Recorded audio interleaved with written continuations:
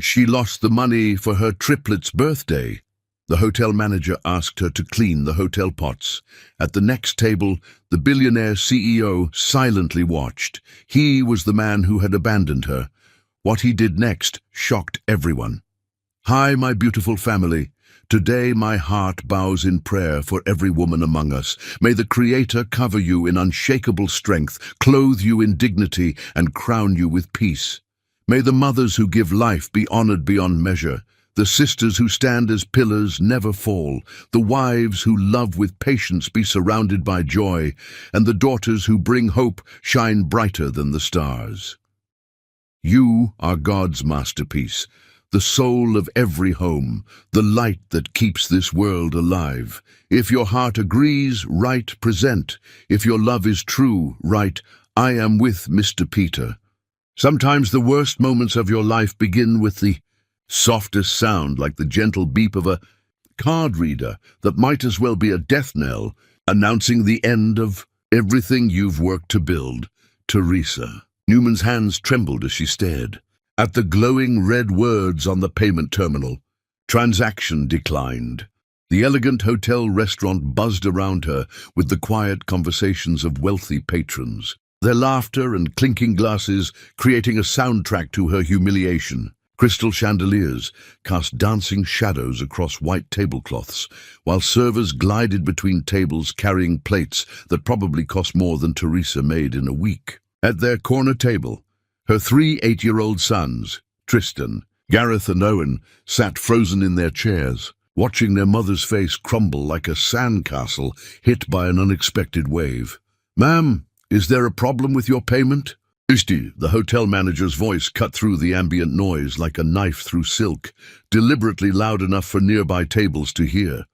His pristine uniform bore the subtle marks of authority, the gold name tag that read Guest Services Manager, the perfectly pressed shirt that spoke of privilege and power. His condescending smile marked him as the type of man who took pleasure in others' misfortune, who collected moments of others' weakness like trophies.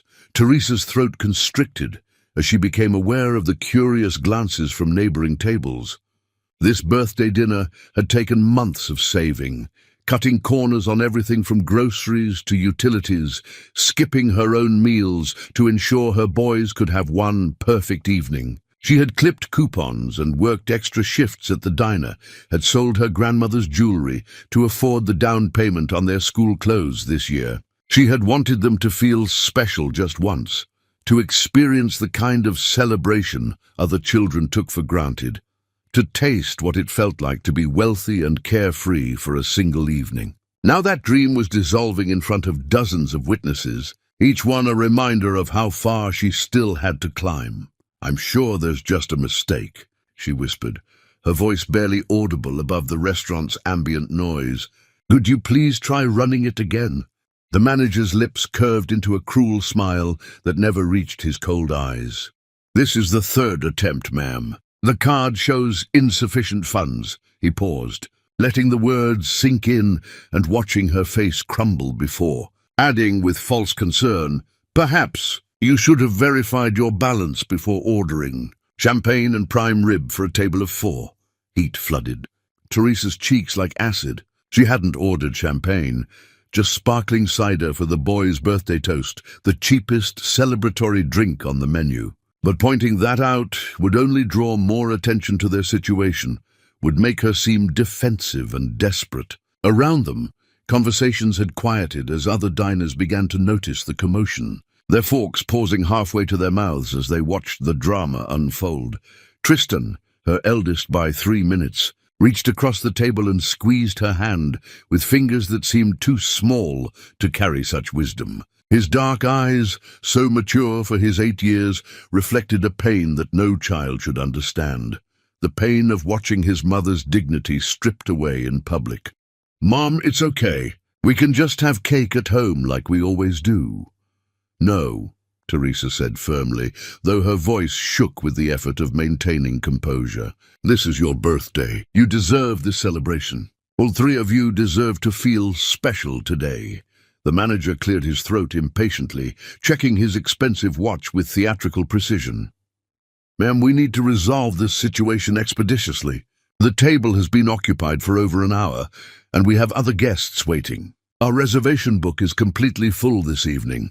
Teresa looked at the untouched birthday cake in the center of the table, its 8 colorful candles waiting to be lit, the chocolate frosting spelling out "Happy Birthday" in careful script. The boys had been so excited when they walked in, their eyes wide at the crystal chandeliers and linen tablecloths, their voices hushed with awe at the opulence surrounding them. They had taken pictures with her phone, posing seriously like they were visiting a museum of fine living. Now Gareth was blinking back tears, while Owen had gone completely silent, a sure sign he was overwhelmed and retreating into himself.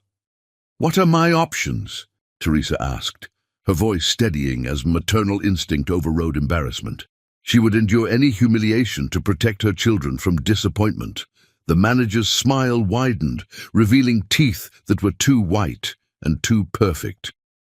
"Well, we do accept alternate forms of payment. Perhaps you could work off the debt in our kitchen. We're always in need of dishwashers, and I'm sure we could arrange something suitable to your circumstances." A collective gasp rippled through the nearby tables like a stone thrown into still water. Teresa felt the weight of every stare, every whispered comment, every judging glance. Women in designer dresses leaned toward their companions, their expressions mixing shock with the kind of schadenfreude that came from witnessing someone else's misfortune. Men in expensive suits shook their heads with the superiority of those who had never worried about a declined credit card. Her sons looked mortified, their special day transforming into a nightmare they would carry forever. But what choice did she have? The bill was already incurred, and she had no other way to pay it. Her credit cards were maxed out from Owen's medical bills last winter when he'd had pneumonia. Her savings account held exactly $37.43. She could call her sister, but Rebecca was struggling just as much and lived 3 states away. "Fine," Teresa said, rising from her chair with as much dignity as she could muster, her chin lifted in defiance even as her heart shattered. "But first, let my boys finish their cake. They've done nothing wrong, and they shouldn't be punished for my financial situation." "I'm afraid that's not how this works," the manager replied, his tone dripping with false sympathy. "The debt must be settled before any additional services are provided. Policy is policy. I'm sure you understand." That's when Teresa noticed him. At a corner table, partially hidden by a decorative pillar, sat a man in an expensive charcoal suit that probably cost more than Teresa's monthly rent. His dark hair was perfectly styled in that effortless way that required professional attention, his strong jaw clean-shaven and authoritative. Even seated, she could tell he was tall and commanding, the kind of presence that naturally drew attention and demanded respect. His table settings suggested he was dining alone, but the remnants of what appeared to be an untouched business dinner indicated he had been meeting with someone who had already left. But it wasn't his obvious wealth or striking appearance that made Teresa's blood freeze in her veins and her heart stop beating entirely. It was his face, Joseph Morgan, the man who had walked out of her life 8 years ago without a word, without an explanation, without ever knowing what he had left behind. The man who had whispered promises in the dark and then vanished like smoke when morning came. The man whose children were sitting at this table, unknowingly in the presence of the father they had never met. Their eyes met across the crowded restaurant, and she saw the exact moment recognition hit him like a physical blow. His face went pale, his hand tightening around his wine glass until she thought it might shatter under the pressure. His lips parted slightly as if he wanted to speak, but no words came. For a moment time seemed suspended, the restaurant fading away, until there were only the two of them staring at each other across 9 years of silence and regret. But Teresa forced herself to look away, to focus on the immediate crisis rather than the ghost from her past, who had just materialized to witness her humiliation. "I'll wash your dishes," she told the manager, her voice gaining strength from the anger that was beginning to replace her shame. "But my sons will stay here and finish their birthday dinner. Absolutely not, the manager replied with bureaucratic satisfaction. Children cannot be left unattended in the dining room. Liability issues, you understand. They would need to accompany you to the kitchen area. Then we'll leave, Teresa said, reaching for her purse with hands that had stopped trembling. Right now. After you've settled your debt, the manager countered smoothly, producing a laminated card from his breast pocket. Which brings us back to the kitchen work. According to hotel policy, outstanding debts must be resolved before departure. Teresa felt trapped, humiliated, and utterly powerless. The whispers around them grew louder, and she could see other patrons pulling out their phones, probably to record her shame for social media entertainment. Her boys were trying so hard to be brave, but she could see the confusion and hurt in their eyes. The way they were shrinking into themselves as they realized their mother was being treated like a criminal. Owen's lower lip was trembling now, his sensitive nature making him the first to break under the pressure. Gareth was clenching his fists, his protective instincts warring with his helplessness. Tristan was studying the adults with the calculating gaze of someone trying to understand how the world could be so cruel to someone who worked so hard just to survive. She was about to accept the manager's terms, about to lead her children toward the kitchen and whatever humiliation awaited them there, when a deep voice cut through the tension like thunder rolling across summer sky. "Excuse me." Joseph Morgan stood beside their table, his imposing frame casting a shadow across the white tablecloth. Up close, he was even more intimidating than Teresa remembered, broader shoulders that spoke of power and authority, deeper lines around his eyes that suggested both wisdom and weariness, an aura of absolute command that made the manager take an involuntary step backward. He moved with the fluid confidence of someone accustomed to being obeyed, someone who had never doubted his place in the world. "There seems to be some confusion here," Joseph said, his voice calm, but carrying an undertone of steel that suggested consequences for those who opposed him. "I'd like to settle this table's bill immediately." The manager's demeanor changed instantly, his hostile expression replaced by obsequious deference. "Of course, Mr. Morgan, right away, sir. It would be our absolute pleasure to assist you." "No," Teresa said sharply, finally finding her voice and her spine. "We don't need your charity." Joseph's eyes met hers, and for a moment the restaurant faded away again. In his gaze she saw regret, pain, and something that might have been love, but it was 9 years too late and built on a foundation of abandonment that no amount of money could repair. "It's not charity," he said quietly. His voice meant only for her ears. "It's the least I can do." "We don't want anything from you," Teresa replied, her voice carrying 8 years of hurt and anger and sleepless nights, wondering why she hadn't been enough to make him stay.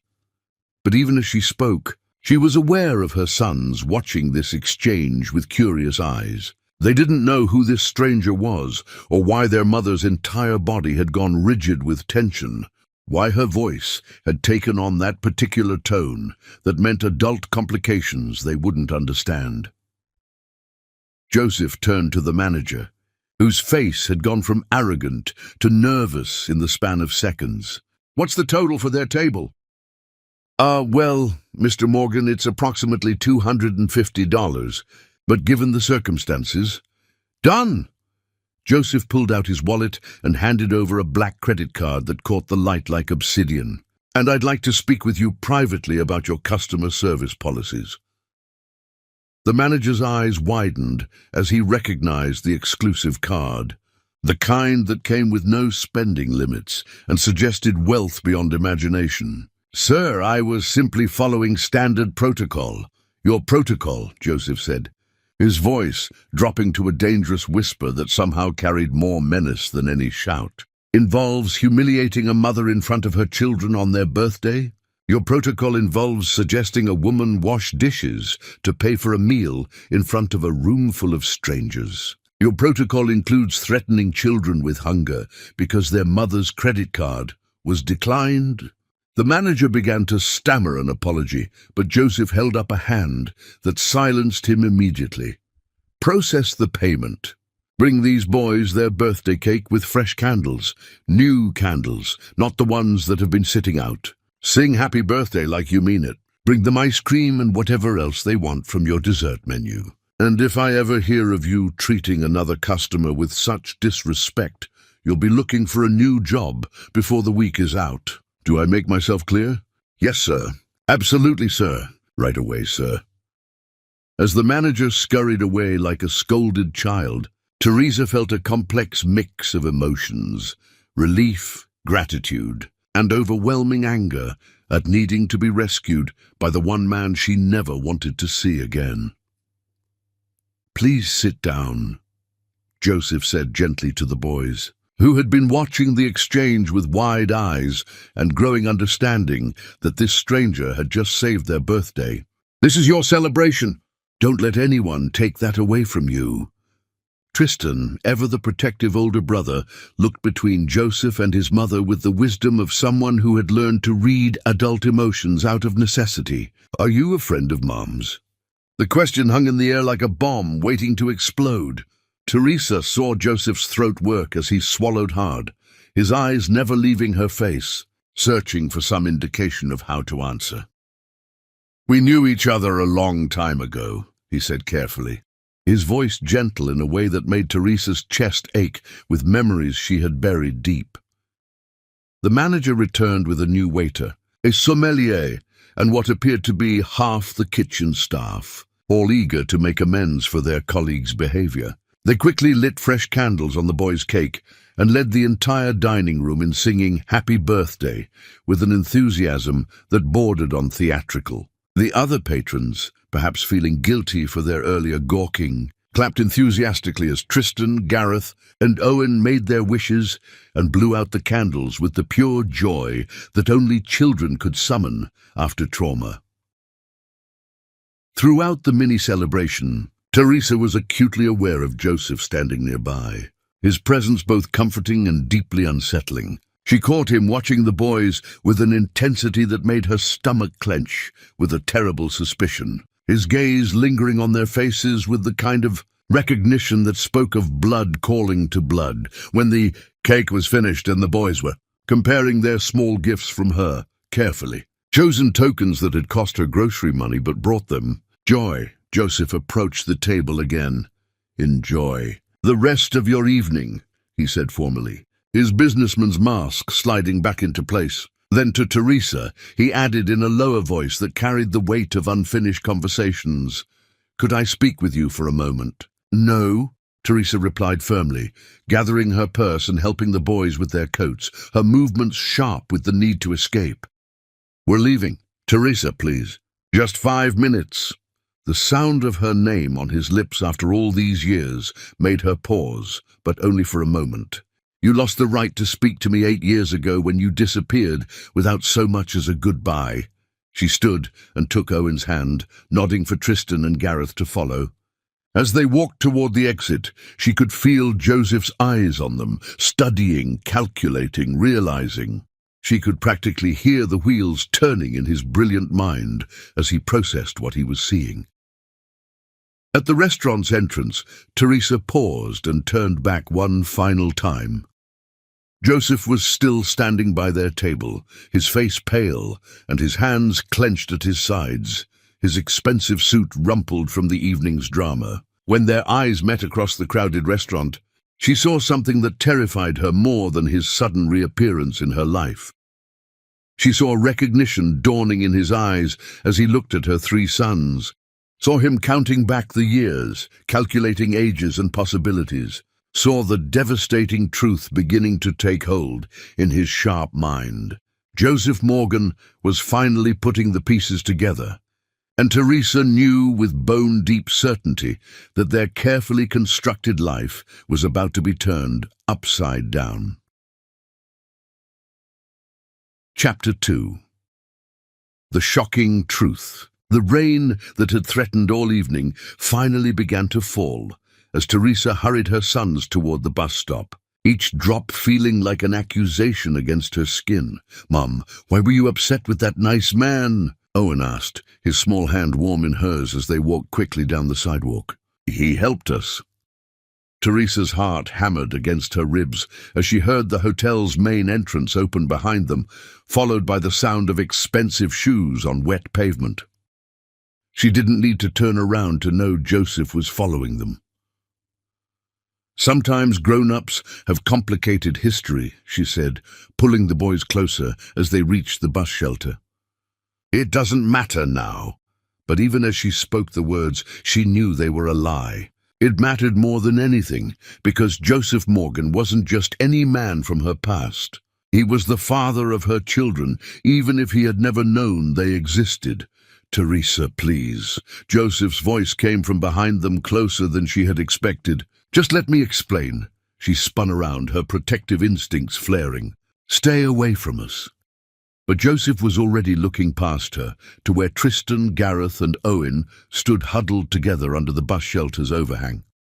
In the harsh fluorescent light, their features were thrown into sharp relief, the strong jawline they had inherited, the dark eyes that mirrored his own, the way they all tilted their heads when curious. Teresa watched in growing horror as Joseph's face went through a transformation she recognized all too well. It was the same expression she had seen in the mirror 9 years ago when she first held her newborn sons and realized how much they looked like their father. "Oh my God," Joseph whispered, his voice barely audible over the rain. "They're mine." "Keep your voice down," Teresa hissed, glancing back at the boys, who were comparing the small toys she had given them. Oblivious to the adult drama unfolding nearby, Joseph's legs seemed to give out, and he leaned heavily against the bus shelter's metal frame. "They're 8 years old. The timing—" "Teresa, why didn't you tell me?" "Tell you?" Teresa's voice rose before she caught herself and lowered it to a furious whisper. "Tell you what?" "You disappeared without a word. No goodbye, no explanation, no forwarding address. I woke up one morning and you were gone like you had never existed." "I had to leave," Joseph said, running his hands through his hair, disturbing its perfect styling. "My father was dying and the company was in crisis. I couldn't—"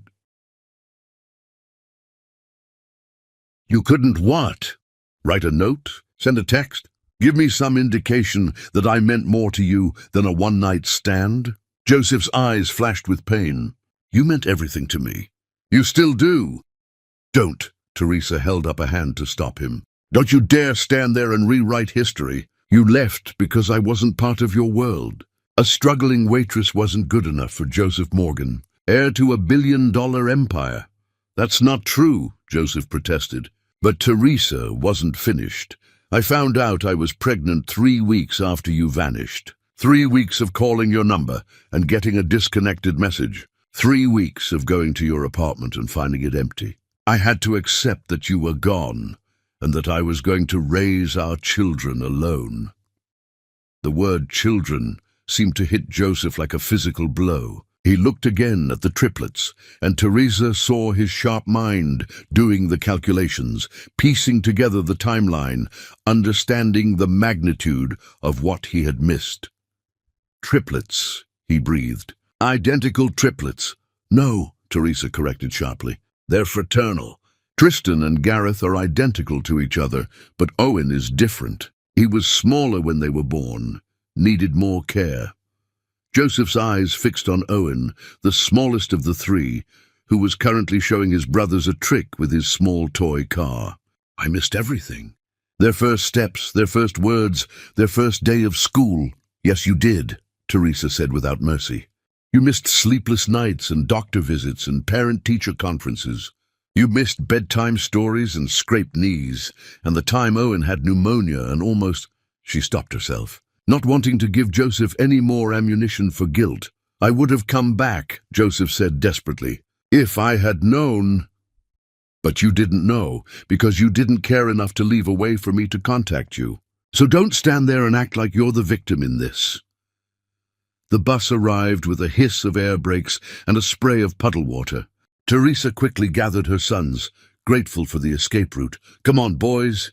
Our bus is here." As they climbed aboard, she heard Joseph call out behind them. "Teresa, wait. We need to talk about this properly." She paused at the bus door, turning back to face him one last time. "No, we don't. My sons have lived 8 years without a father, and they're doing just fine. They don't need someone who treats people like obligations to be managed when convenient." "They're my sons too," Joseph said, his voice carrying over the bus engine. Teresa's blood turned to ice. "No," she said with deadly calm. "They're my sons. You're just the man who donated genetic material." The bus door closed, with a pneumatic wheeze cutting off Joseph's response. As they pulled away from the curb, Teresa caught a glimpse of him standing alone in the rain, looking broken and lost. On the bus, the boys chatted excitedly about their birthday adventure, already transforming the evening's drama into an exciting story. They had no idea that their entire world had just shifted on its axis. "Mom," Tristan said as they swayed with the bus's movement, "that man seemed sad. Do you think he's okay?" Teresa closed her eyes, fighting back the emotions that threatened to overwhelm her. "He'll be fine, sweetheart. Some people have to deal with the consequences of their choices." "What does that mean?" Gareth asked. "It means that sometimes, when people do bad things, they feel bad about it later," Teresa explained carefully. "But feeling bad doesn't undo the hurt they caused." Owen, perceptive as always, studied his mother's face. "Are you hurt, Mom?"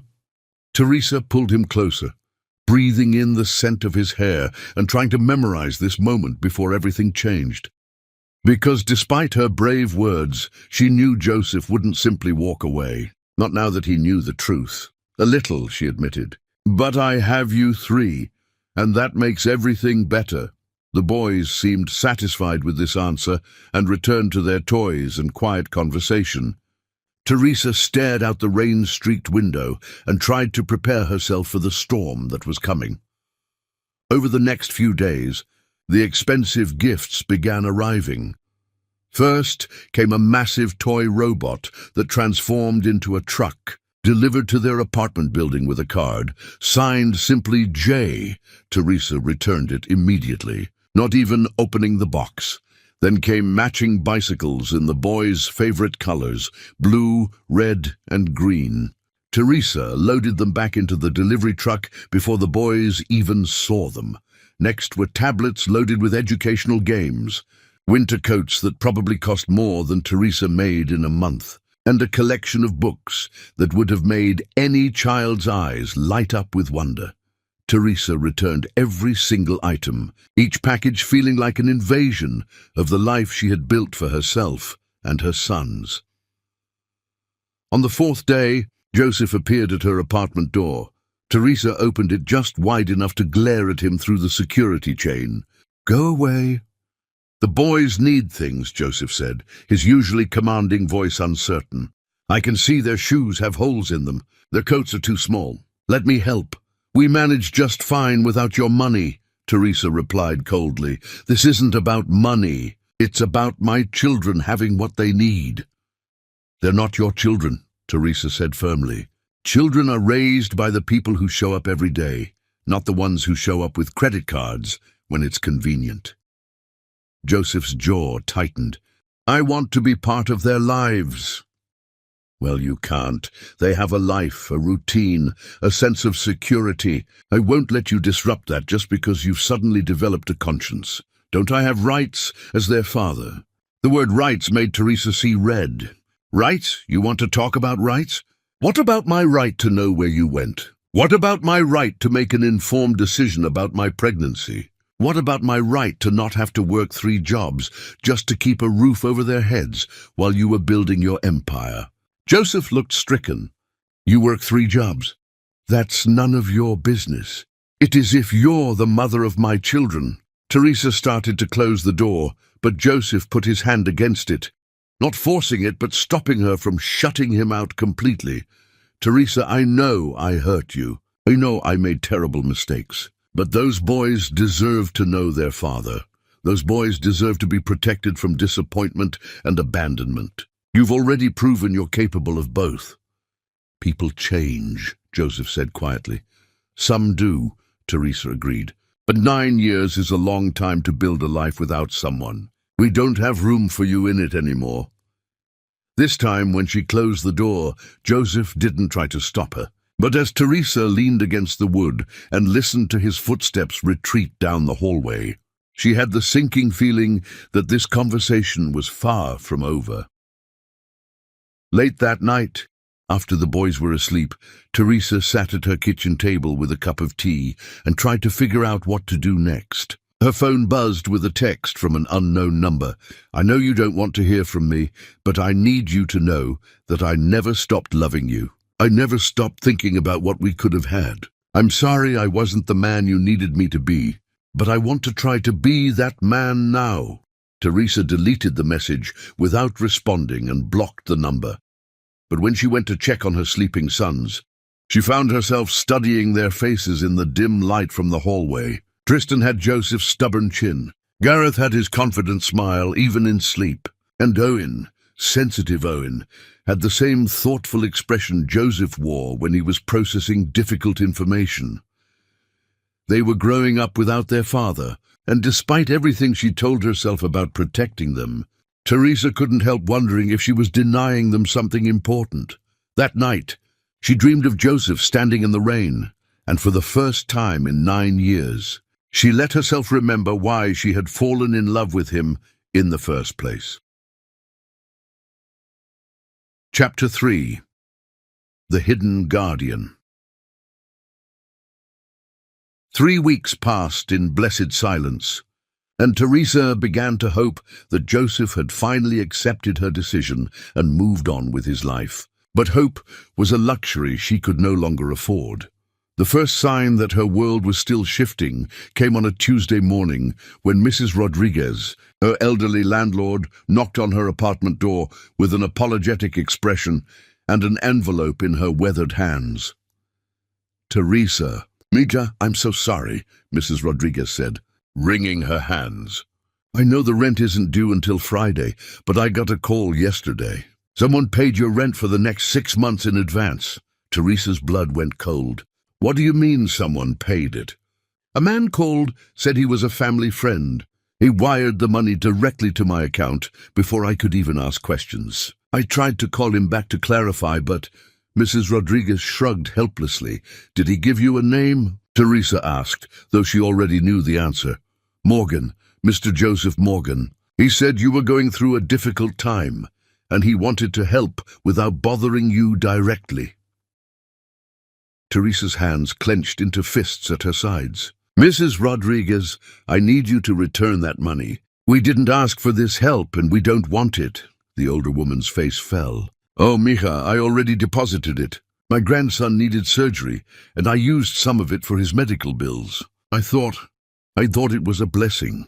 Teresa's anger deflated as she saw the genuine distress in Mrs. Rodriguez's eyes. The woman had been struggling financially for years, working as a cleaning lady well into her 70s just to make ends meet. Of course she would see Joseph's money as a godsend. "It's okay," Teresa said softly, forcing a smile. "We'll figure it out." But as she closed the door, Teresa felt a familiar sensation of walls closing in around her. Joseph was finding ways to help her whether she wanted it or not, and she was powerless to stop him without hurting innocent people like Mrs. Rodriguez. The second incident happened at Gareth's school on a Thursday afternoon. Teresa was running late to pick up the boys, having been held up at her second job when a difficult customer refused to accept that the diner was out of apple pie. She arrived at Lincoln Elementary just as the final bell rang, expecting to find her sons waiting by the flagpole as usual. Instead, she found them in the principal's office, looking shell-shocked and upset. "Mrs. Newman," Principal Hayes said, rising from her desk with a concerned expression. "I'm glad you're here. We had an incident today." Teresa's maternal instincts immediately went into overdrive. "What kind of incident? Are the boys hurt?" "Not physically," Principal Hayes assured her. "But there was a confrontation during lunch. Some older students were making comments about your sons not having a father figure. The situation escalated when one boy made a particularly cruel remark about Owen. Teresa looked at her youngest son, who was sitting between his brothers with tear tracks still visible on his cheeks. Her heart broke seeing him hurt and knowing she couldn't protect him from this kind of pain. What happened next? Teresa asked, though she dreaded the answer. Well, that's the interesting part, Principal Hayes continued. A man appeared in our cafeteria, someone I've never seen before. He spoke to the bullying children very calmly, but apparently his presence was quite commanding. The children apologized immediately and haven't bothered your sons since. Teresa's stomach dropped. Did this man give you his name?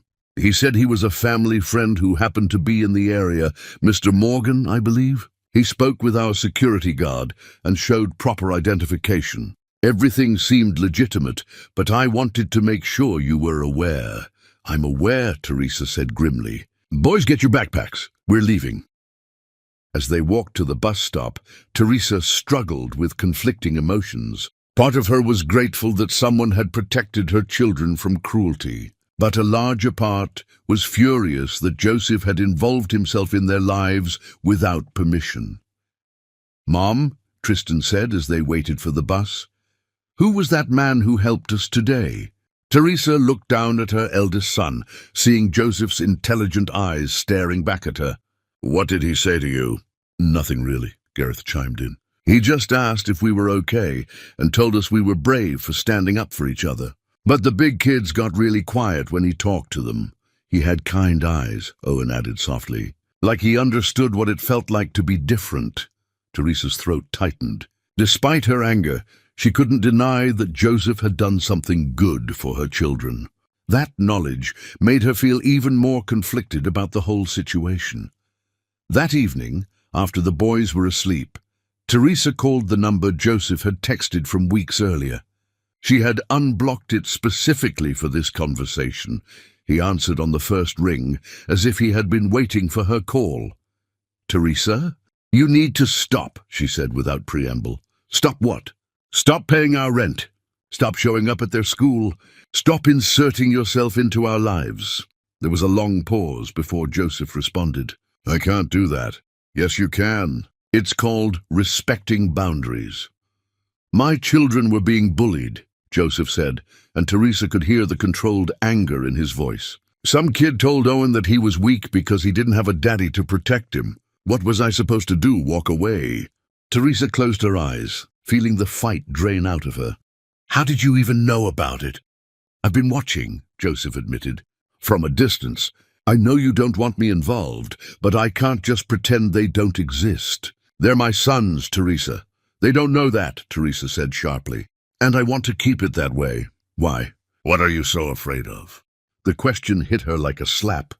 I'm afraid of them getting attached to someone who's going to leave them. I'm afraid of them thinking they're not enough just the way they are. I'm afraid of history repeating itself. I'm not going anywhere, Joseph said with quiet conviction. You said that before, Teresa replied.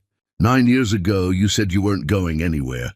You said I was the best thing that ever happened to you. You said you wanted to build a life with me, and then you vanished like smoke.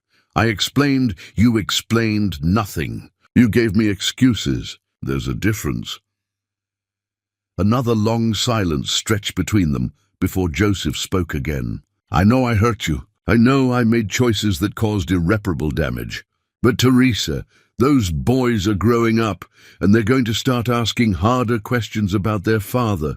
Wouldn't it be better if they could meet me on their own terms, instead of finding out about me accidentally? Teresa had been dreading this conversation for years. They think their father didn't want them. What? When they were 5 and started asking questions, I told them their father couldn't be part of their lives. They assumed that meant he didn't want them. I never corrected that assumption because it was easier than explaining that their father didn't even know they existed. Joseph's sharp intake of breath was audible through the phone.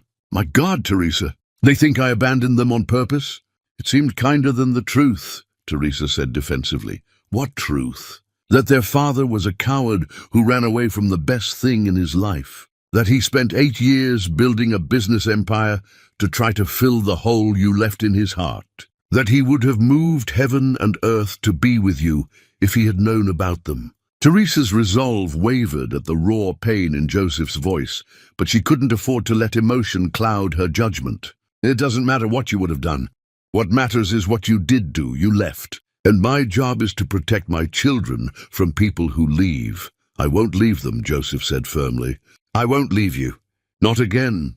You don't get to make that promise, Teresa replied. You already broke it once. She hung up before he could respond, but his words echoed in her mind for the rest of the night. The next morning brought another surprise. Teresa arrived at her weekend job at the department store to find her manager, Janet, waiting with a puzzled expression. Teresa, I got the strangest call yesterday, Janet said, pulling her aside before the store opened. Someone called asking about your work schedule and performance. He said he was considering you for a better position at his company. Teresa's heart sank. Did he give you a name?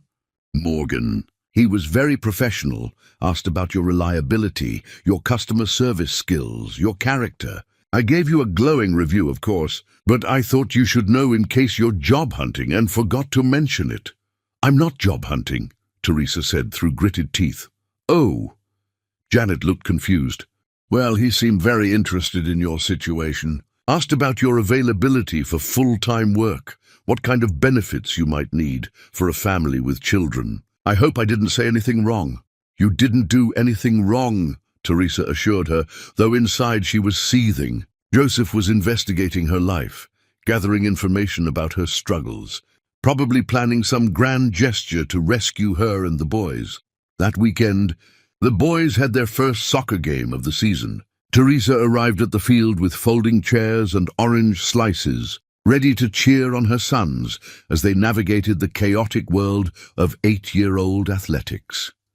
She set up her chairs along the sideline with the other parents, most of whom she recognized from previous seasons. The boys were on different teams, Tristan and Gareth on the Eagles, Owen on the Hawks, which meant Teresa spent most games running between fields to catch as much action as possible.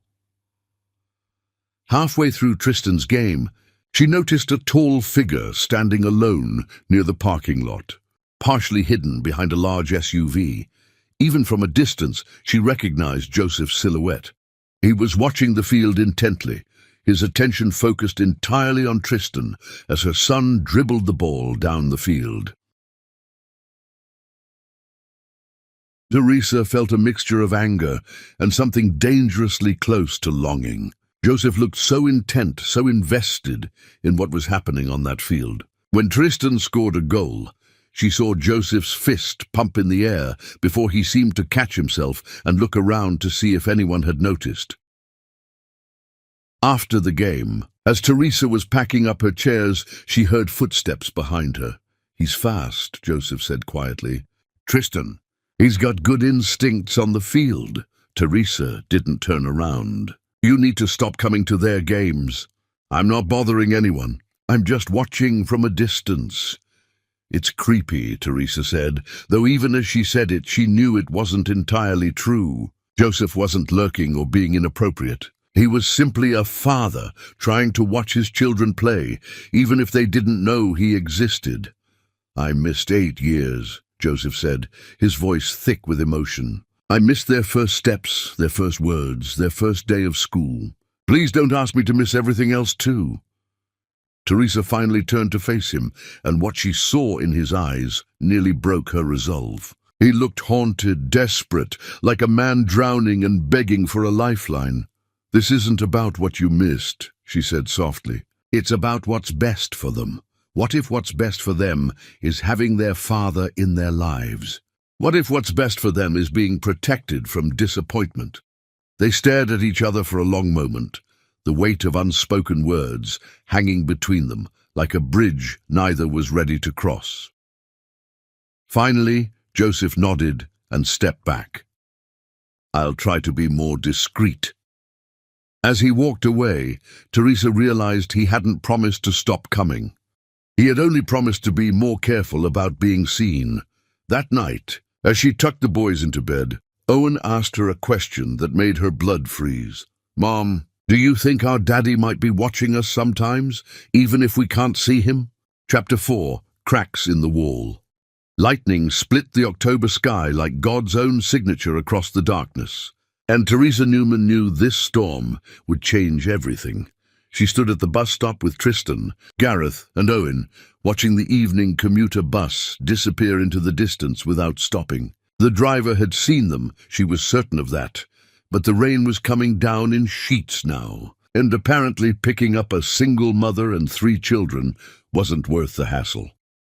"When's the next bus, Mom?" Gareth asked, his voice barely audible over the thunder that followed another lightning flash. Teresa checked her phone, her heart sinking as she saw the schedule. Not for another hour.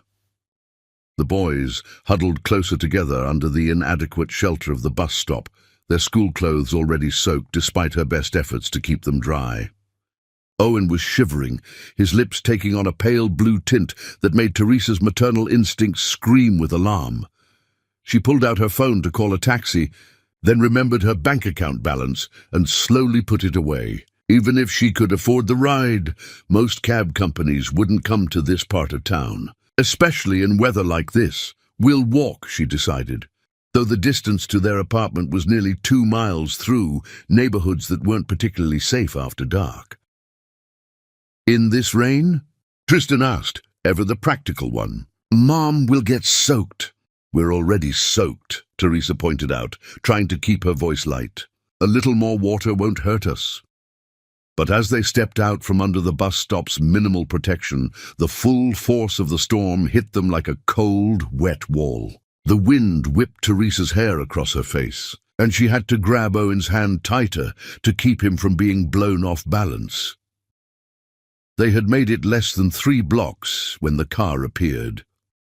Headlights cut through the rain like twin beacons, and Teresa's first instinct was to pull the boys closer to the buildings lining the sidewalk. Strange cars stopping near lone women with children was never a good sign, especially in this neighborhood. But when the black sedan pulled to the curb and the driver's door opened, Teresa's heart stopped beating entirely. Joseph Morgan stepped out into the storm, seemingly oblivious to the rain that immediately plastered his expensive shirt to his chest. In the harsh glare of the streetlights, he looked like some kind of guardian angel, if guardian angels wore $1,000 suits and had the power to make grown men tremble with a single look. "Get in the car," he called over the storm, moving toward them with long, purposeful strides. "No," Teresa said automatically, even as Owen pressed closer to her side and shivered violently. "Teresa, your children are freezing," Joseph said, his voice carrying despite the wind. "This isn't about pride anymore. This is about their safety." As if to emphasize his point, another crack of thunder shook the ground beneath their feet, and Owen let out a small whimper of fear. "Please." "Mom," Gareth said, his teeth chattering audibly. "I'm really cold." "We don't need his help," Teresa insisted, but even she could hear how weak her words sounded against the howling wind. Joseph was close enough now that she could see the determination in his dark eyes, the set of his jaw that she remembered so well from their time together. He looked like a man who had made a decision and wouldn't be swayed from it. "You can hate me all you want once we get them somewhere warm and dry," he said, speaking directly to Teresa now. "But right now, your pride is putting them at risk." The words hit her like a physical blow, because she knew he was right. Owen was shivering so hard he could barely stand, and Tristan's lips were turning blue around the edges. They needed shelter, and Joseph was offering it. "Fine," she said through gritted teeth, "but just to get us home. Nothing more." Joseph nodded and opened the car's rear door, gesturing for the boys to get in. They scrambled inside gratefully, sighing in relief as the warm air from the heater enveloped them. Teresa hesitated at the passenger door, her hand on the handle. Getting into Joseph's car felt like crossing a line she had sworn never to cross again. "Teresa," Joseph said quietly, coming around to stand beside her, "I know you don't trust me, but I would never do anything to hurt them, or you." She met his eyes across the car's roof, and for a moment the years fell away. She could see the young man she had fallen in love with, the one who had held her during thunderstorms and promised her they would weather any storm together. But that was before she knew that promises were just words, and words could be broken as easily as hearts. Teresa got into the car.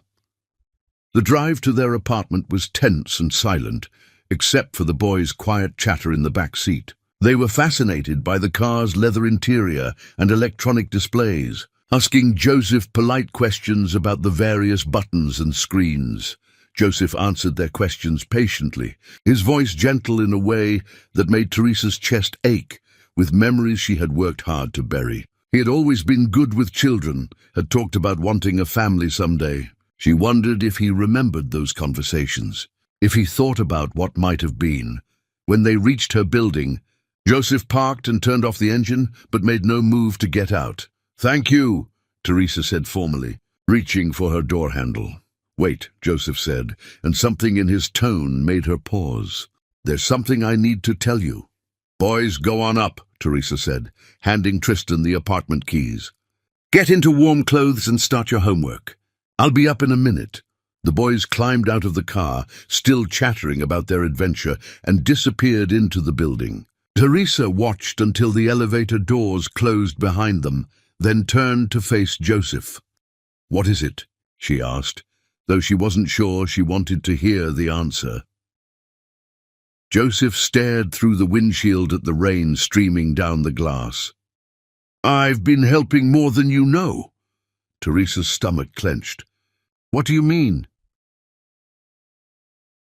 "The rent payment wasn't the only thing. When you couldn't make your electric bill last month, I paid it. When Owen needed antibiotics for his ear infection and your insurance wouldn't cover the full cost, I covered the difference. When the boys' school shoes wore out and you were trying to make them last until your next paycheck." "You've been spying on me," Teresa said, her voice dangerously quiet. "I've been watching over my family," Joseph corrected. "There's a difference. They're not your family," Teresa snapped, but the words felt hollow even as she spoke them. "They're my children," Joseph said firmly. "And you're the mother of my children. That makes you family whether you like it or not." Teresa's hands were shaking, and she pressed them together in her lap to hide the tremor. "You had no right to do any of that without my knowledge. You would have refused if I had asked." "Exactly. That should have told you something." Joseph finally turned to look at her, and the intensity in his gaze made her breath catch. "It told me that you're stubborn and proud and afraid. It didn't tell me that my children should go without basic necessities because their mother can't swallow her pride long enough to accept help. We manage just fine. You work 3 jobs, Teresa. 3 jobs just to keep a roof over their heads and food on the table? You're exhausted all the time. When was the last time you bought yourself something that wasn't absolutely necessary?" Teresa didn't answer because she couldn't remember. "I have more money than I could spend in 10 lifetimes, Joseph continued. "And meanwhile, my children are wearing shoes with holes in them and eating generic cereal for breakfast because their mother is too proud to let their father help provide for them." "You're not their father," Teresa said. But the words came out as a whisper. "Yes, I am," Joseph said with quiet conviction. "I may not have been there for their birth or their first steps or their first day of school, but I am their father. And I want to be part of their lives. It's too late for that." "Says who? Some rule book I've never read? Some law that says a man can't earn his place in his children's lives if he wasn't there from the beginning?" Teresa was quiet for a long moment, watching the rain cascade down the windshield like tears. "What do you want from me, Joseph?" "I want a chance," he said simply. "A chance to prove that I'm not the same man who walked away 9 years ago. A chance to be the father they deserve. A chance to be the man you used to believe I could be. And if I say no," Joseph's jaw tightened, "then I'll respect your decision. But I won't disappear. I'll keep watching from the shadows, making sure they're safe, helping when I can. Because walking away completely isn't an option anymore. Not when I know they exist." Teresa felt trapped between impossible choices. If she let Joseph into their lives, she risked her children's hearts being broken if he decided to leave again. If she refused, she condemned them to a life of unnecessary struggle when help was available. "I need time to think," she said finally. "How much time?" "I don't know. This isn't a business decision, Joseph. This is my children's entire world." Joseph nodded slowly. "I understand. But while you're thinking, can I ask you something?" Teresa waited, though every instinct told her to get out of the car and run. "That night, 9 years ago, when I told you I loved you, did you believe me?" The question hit her like a physical blow, bringing back memories she had spent years trying to forget. "What does it matter now?" "It matters, because I need to know if you think I'm capable of loving them the way they deserve to be loved." Teresa's throat tightened with unshed tears. "I believed you loved me. That's what made it so much worse when you left." "I never stopped loving you," Joseph said quietly.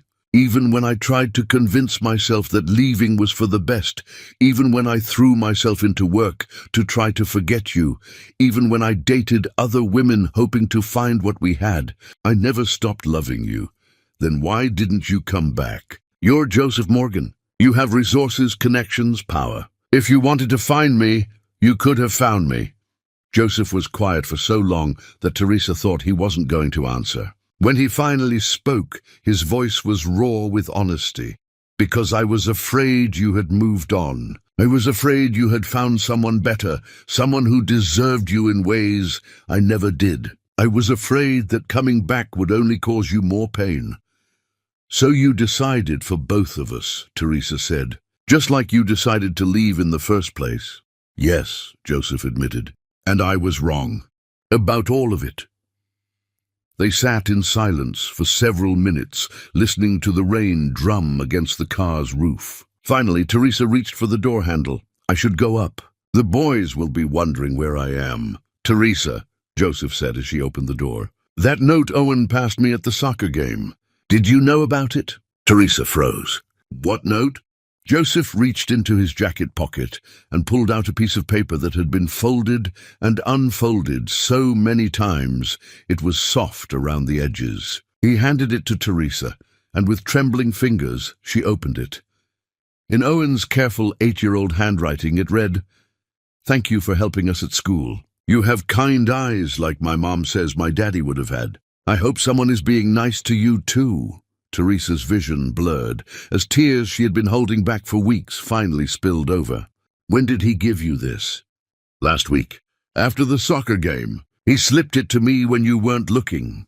Teresa stared at the note, seeing her youngest son's innocence and hope written in crayon and pencil lead. "He doesn't know who you are." "I know, but he knows I care about him. They all do, even if they don't understand why." Teresa folded the note carefully and handed it back to Joseph. "Keep it, but don't read too much into it. Owen is kind to everyone." "I know what kind of children you've raised," Joseph said softly, "and I know you did it without any help from me. They're extraordinary because you made them that way." The compliment caught Teresa off guard, and she felt her carefully constructed walls beginning to develop hairline cracks. "I should go," she said again, but she didn't move. "One more thing," Joseph said. "If you decide to give me a chance, it has to be real. I don't want to be their father only when it's convenient for you. I want to be involved in their daily lives, their decisions, their problems, and their victories. I want to be a real parent, not just a weekend visitor or a checkbook." Teresa met his eyes, seeing the sincerity there, the deep well of longing that she recognized because she had felt it herself every time the boys asked about their father. "And if you hurt them?" she asked. "Then you have my permission to destroy me in every way that matters," Joseph replied without hesitation. Teresa got out of the car and stood in the rain for a moment, letting the water wash away the tears on her cheeks. As she walked toward her building, she heard Joseph's window roll down. "Teresa," he called after her. "Thank you for keeping them safe all these years, for raising them to be good people." for giving me sons I can be proud of, even though I didn't earn the right to be." She didn't turn around, didn't acknowledge his words, but as she rode the elevator up to her apartment, Teresa found herself wondering if maybe, just maybe, it was time to stop protecting her heart and start protecting her children's future instead. Because the truth was, watching Joseph with the boys tonight had shown her something she hadn't wanted to admit. They needed their father, and despite everything, he needed them too. The question was whether she was brave enough to risk everything on the possibility that some people really could change. Chapter 5.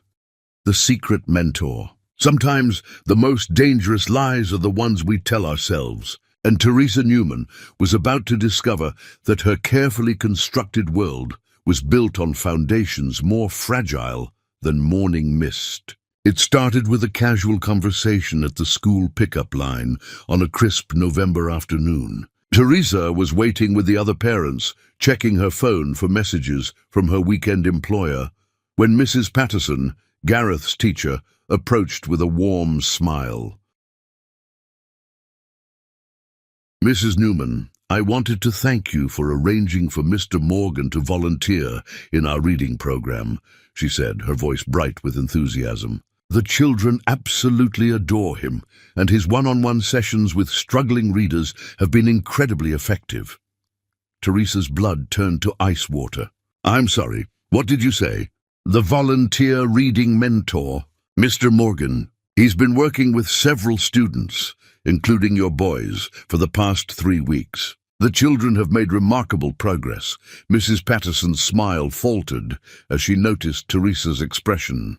"You did arrange for him to volunteer, didn't you?" "No," Teresa said carefully, trying to keep her voice steady. "I didn't arrange anything." "Oh dear." Mrs. Patterson looked confused and slightly alarmed. "He said he was a family friend who wanted to help.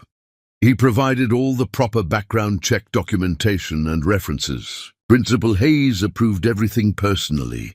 Teresa felt the world tilt sideways. "He's been working with my sons for 3 weeks, every Tuesday and Thursday after school, in the library. The boys speak so highly of him. They call him Mr. Joseph and always seem excited for their sessions." Mrs. Patterson paused, clearly sensing that something was very wrong. "Mrs. Newman, if there's a problem, where are they now?" Teresa interrupted, her maternal instincts shifting into high alert. "The library, I believe? Today is Thursday, so—" Teresa didn't wait to hear the rest. She pushed through the crowd of parents and ran toward the school building, her heart hammering against her ribs like a caged bird fighting for freedom. She found them in the corner of the library, sitting around a small table near the picture book section. Joseph was reading aloud from a chapter book while Tristan, Gareth and Owen listened with rapt attention, their faces glowing with the kind of happiness Teresa had rarely seen at home. Joseph looked different than she had ever seen him, relaxed, patient, genuinely joyful. His expensive suit had been replaced with casual slacks and a button-down shirt. His usually perfect hair was slightly mussed, as if Owen had been playing with it. Most shocking of all, he was smiling with an openness that made him look years younger. And then the dragon realized that he had been guarding the wrong treasure all along, Joseph read, his voice taking on different tones for each character. The real treasure wasn't gold or jewels. It was the family he had been too afraid to claim. The irony of the storyline wasn't lost on Teresa, and she wondered if Joseph had chosen it deliberately. "Mr. Joseph," Gareth said, bouncing slightly in his chair. "Do you think the dragon was scared because he thought his family wouldn't want him?" Joseph paused, his eyes meeting Gareth's with surprising intensity. "I think sometimes people convince themselves they don't deserve good things, so they stay away rather than risk being rejected." "That's silly," Owen chimed in. "If someone loves you, they'll love you no matter what mistakes you made. You're very wise." "Owen," Joseph said softly, and Teresa saw his hand briefly touch her youngest son's hair with infinite tenderness. "But what if the mistakes were really big?" Tristan asked, his serious nature making the question carry more weight than his 8 years should allow. "Then the person has to work extra hard to prove they've changed," Joseph answered. "And they have to be patient while the people they hurt decide whether to forgive them." Teresa realized she was eavesdropping on a conversation that seemed designed specifically for her ears, and the coincidence felt too pointed to be accidental. "Boys," she called out, stepping into view. All 4 heads turned toward her, but the reactions couldn't have been more different. The boys' faces lit up with excitement while Joseph went pale, his expression shifting from joy to guilt to something that might have been hope. "Mom!" Owen jumped up and ran to her. "You have to meet Mr. Joseph. He's the best reader in the whole world, and he knows everything about dragons and knights and adventures." "Yeah," Gareth added, following his brother. "And he's really smart. He helped me with my math homework, and now I understand fractions." Tristan approached more slowly, his intuitive nature picking up on the tension between the adults. "Mr. Joseph, this is our mom. Mom, this is Mr. Joseph. He's been helping us with reading." Teresa looked at Joseph over her sons' heads, seeing him through their eyes for the first time. To them, he wasn't the man who had abandoned their mother. He wasn't a billionaire with the power to disrupt their lives. He was simply a kind adult who had shown them attention and patience, who had made them feel special and important.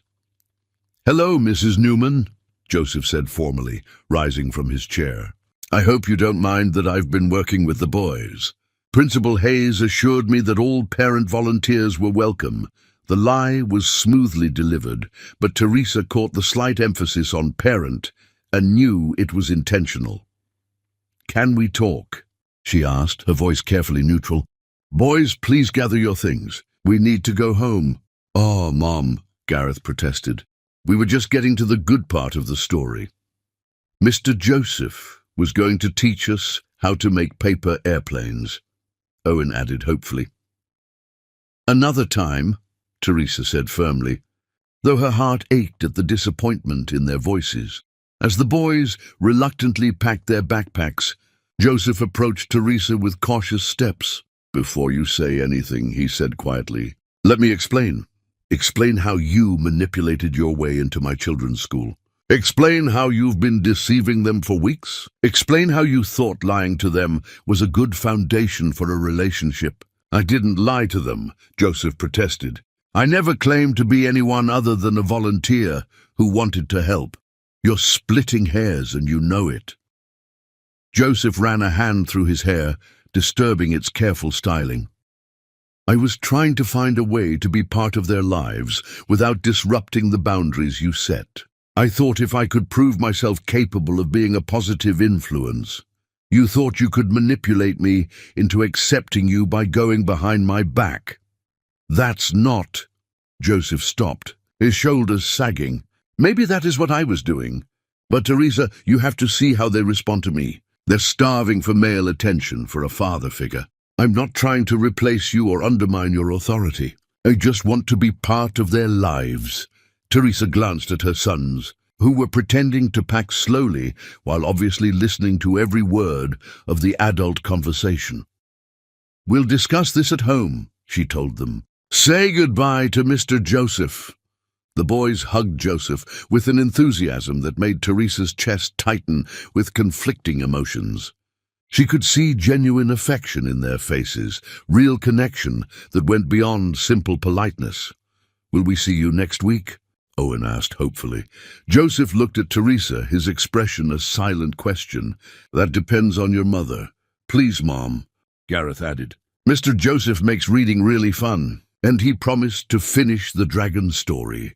Teresa felt trapped between her anger at Joseph's deception and her children's obvious happiness. "We'll see," she said, which was parent code for probably not. "But I'm not going to have this fight in public." That evening, after the boys were asleep, Teresa found herself staring at the ceiling and replaying the scene in the library. Despite her anger, she couldn't deny what she had witnessed. Joseph had been genuinely engaged with her children, patient and kind and interested in their thoughts and feelings. Her phone buzzed with a text from an unknown number. "I know you're angry, and you have every right to be. But before you decide whether to let me continue volunteering, ask them what they think of Mr. Joseph. Ask them how the reading sessions make them feel. Then decide what's best for them, not what's easiest for you." Teresa stared at the message for a long time before deleting it. The next morning, she made the boys pancakes for breakfast, a rare weekday treat, and tried to bring up the subject casually. "So," she said, flipping a pancake with perhaps more force than necessary, "tell me about this reading program at school." "Oh, it's the best part of the whole week," Owen said immediately. "Mr. Joseph is so nice, and he never gets impatient when I mess up words. He explains things really well, too," Gareth added. "When I told him I didn't understand why the knight in the story made certain choices, he helped me think about it from the knight's perspective. He said sometimes people do things that seem wrong, but make sense if you understand what they're afraid of." Teresa paused in her pancake flipping. "What did you think about that?" "I thought it was smart," Tristan said quietly. "Sometimes at school kids are mean because they're scared of being picked on themselves. Maybe grown-ups do that too." "Mr. Joseph said that being brave doesn't mean you're not scared," Owen continued. "It means you do the right thing even when you are scared." Teresa served the pancakes with a heavy heart, realizing that Joseph had been teaching her children lessons that went far beyond reading comprehension. "Do you like spending time with Mr. Joseph?" she asked carefully. All three boys nodded enthusiastically. "He listens to us," Gareth explained. "Like really listens. And he remembers things we tell him from week to week." "He asked me about my art project from last month," Owen added. "Most adults forget things like that. And he doesn't talk to us like we're little kids," Tristan said. "He asks our opinions about things and acts like what we think matters." Teresa felt a complex mixture of emotions. Gratitude that someone was giving her children the attention they craved. Jealousy that it wasn't someone she had chosen. And a growing suspicion that Joseph's approach was calculated to show her exactly what kind of father he could be. That afternoon, she made a decision that surprised even herself. Instead of confronting Joseph or forbidding the boys from participating in the reading program, she decided to observe. She arrived at the school early and positioned herself where she could see into the library through the glass doors. What she witnessed over the next hour challenged every assumption she had made about Joseph's motives. He wasn't performing for an audience or trying to impress anyone. He was simply being present with three children who clearly adored him. When Owen struggled with a difficult word, Joseph waited patiently instead of jumping in to help. When Gareth got excited about a story and started talking rapidly, Joseph listened with genuine interest instead of redirecting him back to the lesson. When Tristan asked a question that revealed how deeply he thought about everything, Joseph treated the question with the respect it deserved. Most telling of all, when a crying kindergartner wandered into the library looking for her teacher, Joseph immediately shifted his attention to helping the lost child, showing Teresa's sons by example how to be kind to those who needed assistance. Watching Joseph interact with her children, really seeing him through their eyes, Teresa began to understand something that terrified her. Her sons weren't just responding to Joseph because they were starved for male attention. They were responding to him because he was genuinely good with children, patient and kind and interested in who they were as individuals, which meant that letting him into their lives might actually be what was best for them, regardless of what it cost her emotionally. That realization kept her awake most of the night, staring at the ceiling and trying to figure out how to protect her children's hearts, while acknowledging that they might need something she couldn't give them alone. The next morning brought an unexpected visitor. Principal Hayes called to request a meeting, and Teresa arrived at the school office with a sense of dread. "Mrs. Newman," Principal Hayes said, gesturing for Teresa to sit down. I wanted to discuss Mr. Morgan's volunteer work with your sons. Teresa braced herself for the worst. Has there been a problem? Quite the opposite, actually. In the 3 weeks since he started working with them, all 3 boys have shown remarkable improvement, not just in reading, but in confidence and classroom participation. Tristan has started raising his hand more often. Gareth has been more focused during lessons, and Owen seems less anxious overall. Teresa felt a confusing mixture of relief and resentment. That's good to hear. The thing is, Principal Hayes continued, Mr. Morgan has requested to expand his volunteer hours. He'd like to help with homework tutoring and possibly assist with our after-school programs. Given the positive impact he's had, I'm inclined to approve his request, but I wanted to make sure you were comfortable with increased involvement. What exactly would that mean? Teresa asked. He'd be here more often, perhaps daily, helping various students with different subjects. Your boys would likely interact with him more frequently, though not exclusively. He seems particularly passionate about helping children who are struggling academically or socially.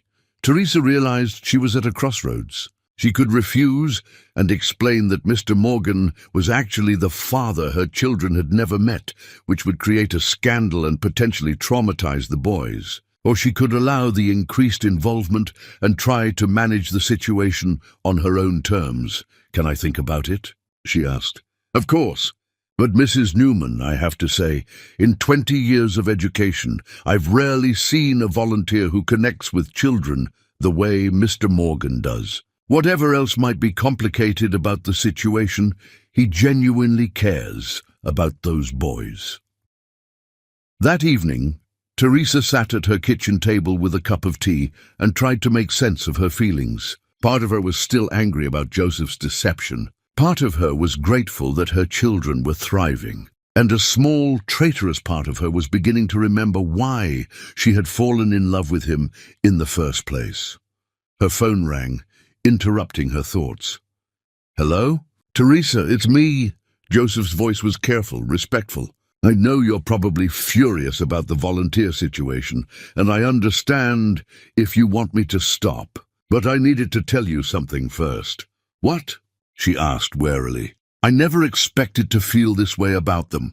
I thought being around them would satisfy some abstract sense of paternal obligation, help me feel less guilty about missing their early years. But Teresa, I love them. Not because they're my biological children, but because of who they are as people. They're funny and smart and kind, and spending time with them is the best part of my week.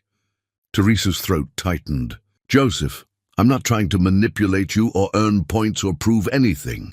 I just needed you to know that whatever you decide, these past few weeks have been the most meaningful of my life. Thank you for raising children I can be proud of, even though I had no part in making them who they are. Before Teresa could respond, he hung up, leaving her, alone with her thoughts and the growing realization that the battle she was fighting might no longer be about protecting her children. From their father, it might be about protecting herself from the possibility of forgiveness. The story isn't over yet, my beautiful family. A powerful part 2 will be uploaded in just 5 hours. If you want part 2, make sure to subscribe to this channel, like the video, and comment, "We want part 2." Bye for now, until the next video.